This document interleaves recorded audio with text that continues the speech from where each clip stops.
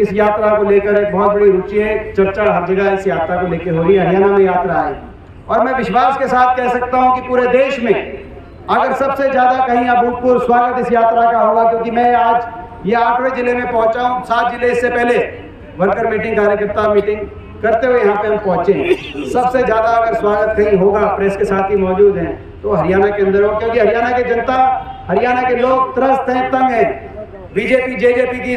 हरियाणा के लोग त्रस्त हैं, तंग हैं और इस सरकार को बदलना चाहते हैं। बदलना चाहते हैं कि नहीं चाहते, मैं आपसे सवाल पूछना चाहता हूं। सरकार एक ऐसी सरकार जो हरियाणा 2014 से पहले जब कांग्रेस की सरकार थी, उस समय जो प्रदेश हुड्डा साहब के नेतृत्व में विकास दर में नंबर 1 थे, प्रति व्यक्ति आय में नंबर 1 थे, प्रति व्यक्ति निवेश में नंबर 1 थे, खिलाड़ियों के सम्मान में नंबर 1 थे, किसान की और गरीब आदमी की कल्याणकारी योजनाओं में हम देश में नंबर 1 थे। आज वो प्रदेश 8-9 साल की इस खट्टर सरकार के बाद बेरोजगारी में नंबर 1, भ्रष्टाचार में नंबर 1, महंगाई में नंबर 1, कानून व्यवस्था की विफलता में नंबर 1। आज ये हरियाणा, यहाँ हरियाणा में देश में किसने सोचा था सबसे ज्यादा बेरोजगारी इस हरियाणा में होगी? विकास ठप, अर्थव्यवस्था चौपट, किसी गांव किसी शहर में विकास का पहिया उस रूप से घूमता हुआ नहीं दिख रहा जो अपनी सरकार के समय दिखता था। और भ्रष्टाचार और भ्रष्टाचारियों को पनाह देने वाली सरकार, जेजेपी जैसी भ्रष्टाचारी पार्टी, बड़े बड़े भ्रष्टाचारी अपने मुकदमों को बचाने के लिए बड़े बड़े लोग भाजपा के अंदर ज्वाइन हो रहे हैं। अभी आदमपुर में भी आपने बाई इलेक्शन देखा, एक तरफ वो एक तरफ ये भ्रष्टाचार की लूट की छूट देकर राज करने वाली ये सरकार, हरियाणा के हर वर्ग को दुखी करने वाली ये सरकार, इसीलिए लोग बदलाव चाहते हैं। और हमारा संकल्प है कि भारत जोड़ो को लेकर जो भावना, जिस भावना से भारत जोड़ो कांग्रेस पार्टी लेके आई है, उसमें हरियाणा की भी कुछ बात जोड़ने का हम काम करेंगे। भारत जोड़ो, भारत जोड़ो। एक बार रवि जी खत्री जी, अभी 2 मिनट बाद शुरू करना। वेद जी आप ऐसा काम मत करो भाई। अच्छा, भारत जोड़ो, भारत जोड़ो का मतलब जिस भावना से मैं हरियाणा के संकल्प भी बताना चाहता हूँ, कुछ संकल्प हरियाणा को, ताकि ये संकल्प लेकर हम गांव-गांव में जाएंगे, शहर-शहर में जाएंगे सब मिलकर। भारत जोड़ो यानी कि नफरत को प्यार से जोड़ो। भारत जोड़ो यानी कि नफरत को प्यार से जोड़ो। भारत जोड़ो यानी कि किसान को एमएसपी की गारंटी और सम्मान से जोड़ो। जिस सरकार ने 750 किसानों के घरों के चिराग बुझा दिए, भारत जोड़ो यानी कि किसान को एमएसपी की गारंटी और सम्मान से जोड़ो।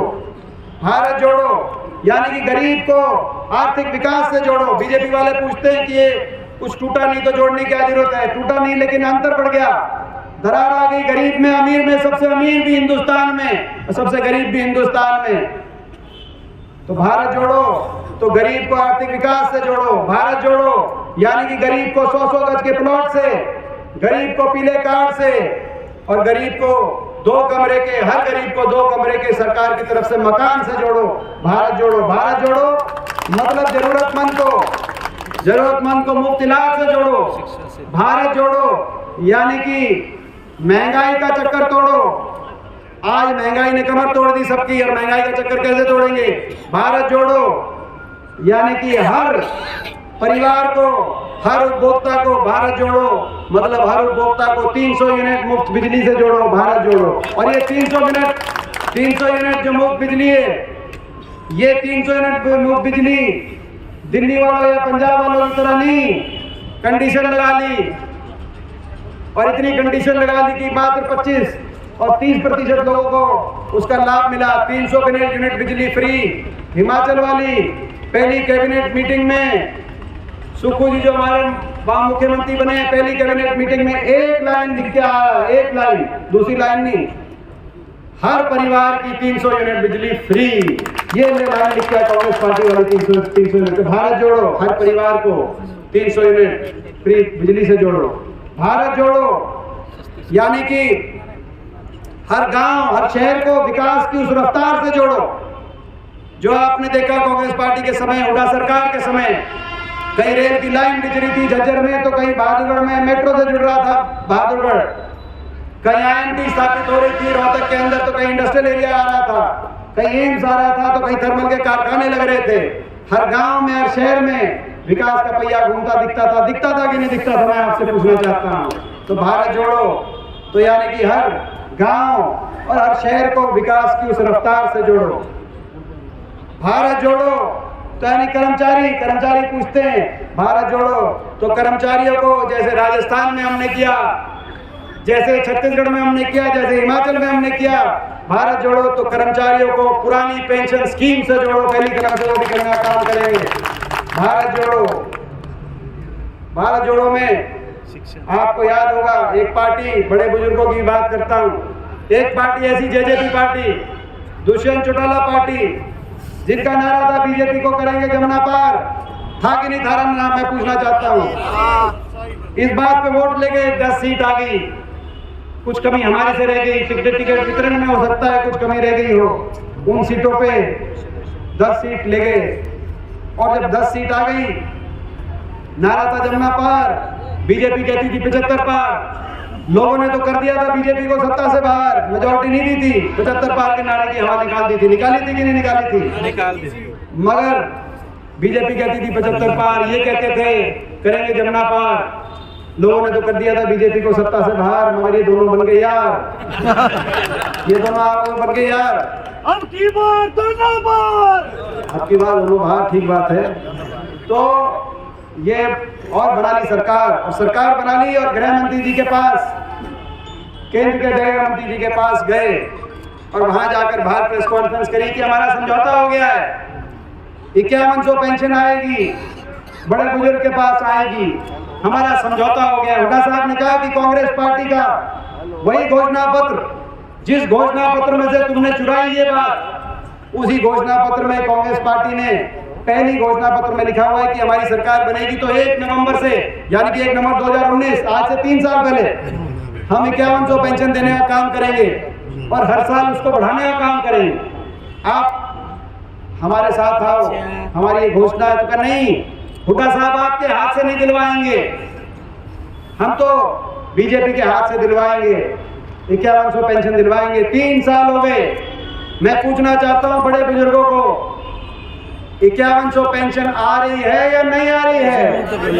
किसी की आई हो तो उसका धर्म बनता है वोट इनको दें, मगर किसी बड़े बुजुर्ग को नहीं आ रही तो उसका फर्ज बनता है कि राजनीतिक विश्वासघात का बदला वोट की चोट से ले। इतना नुकसान हो गया 3 साल में, हर महीने नुकसान है आपका।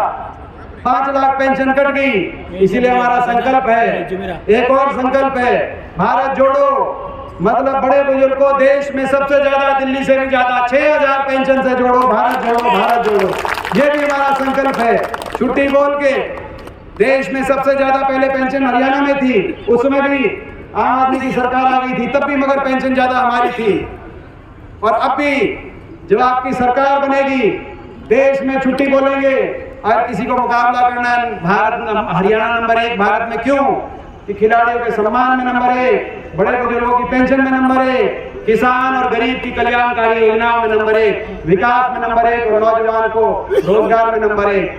आज 2 लाख रिक्त स्थान पड़े हरियाणा सरकार में, जो या तो रिक्त है या उनको निजीकरण की वजह से समाप्त किया जा रहा है। स्कूल के अंदर भर्ती नहीं हुई, 8 साल से स्कूल बंद किए जा रहे हैं, बच्चे बैठे स्कूलों के आगे धरनों पे और स्कूल एक के बाद एक बंद हो रहे हैं। तो भाई भारत जोड़ो, यानी कि नौजवान को ये 2 लाख पद रिक्त है, नौजवान को इन 2 लाख सरकारी रोजगार से जोड़ो और नौजवान को अच्छे रोजगार से जोड़ो।